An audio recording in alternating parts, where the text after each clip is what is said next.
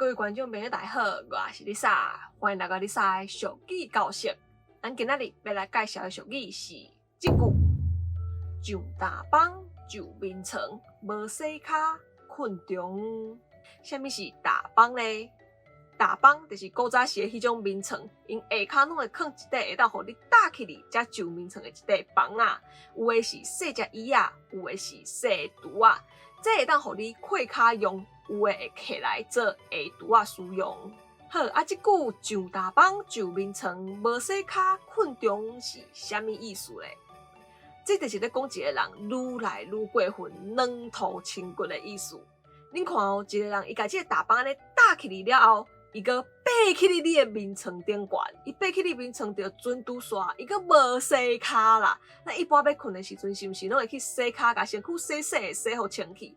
啊，这个人伊无洗骹就爬起你的眠床顶悬，是毋是已经有淡薄仔过分啊？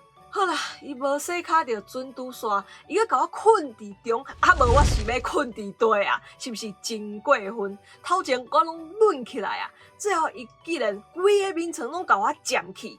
所以这句上大房就眠床，无洗骹困中，就是咧用来形容这种愈来愈过分、软土深骨的人。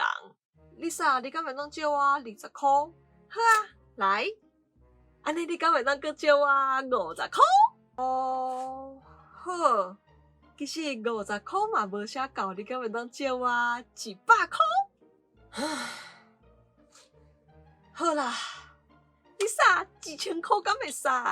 你这个人真正是上大房就眠床，无洗骹困中，你莫伤过分哦。好，安尼大家拢知影，上大房就眠床，无洗骹困中是啥物意思？要安怎使用啊？吼，大家伫生活当中，若是有拄到的，会当使用看卖哦。好，我是 Lisa， 今日影片就到这，若是有喜欢影片的话咧，我就把起赞歌来分享出去，也要订阅观众朋友，也袂记把时间订阅咧，快快小铃铛，安尼去收上新影片通知哦。另外，嘛要记 Lisa 会员这都已经开始咯，欢迎大家入来甲我支持一下哦。另外，Lisa 嘛有 Facebook 跟 Instagram 嘛，欢迎大家 follow 起一个赞的哦。